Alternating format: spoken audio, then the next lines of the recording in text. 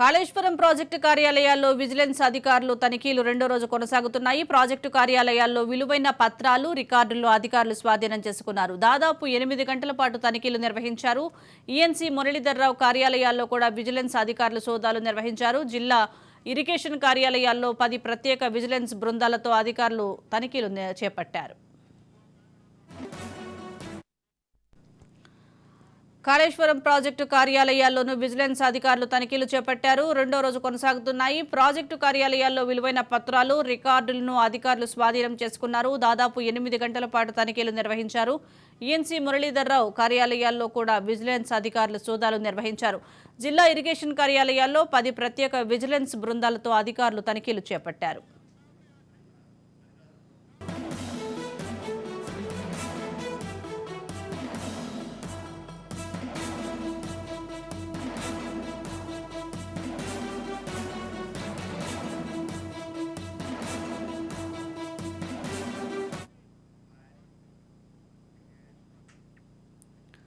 Kaleshwaram project కార్యాలయాల్లో vigilance అధికారులు రెండో రోజు కూడా తనిఖీలు కొనసాగుతున్నాయి. దీనికి సంబంధించి మరింత సమాచారం మా ప్రతినిధి ఫణిరాజ్ అందిస్తారు. ఫణిరాజ్, చెప్పండి, రెండో రోజు కూడా తనిఖీలు చేస్తున్నారు.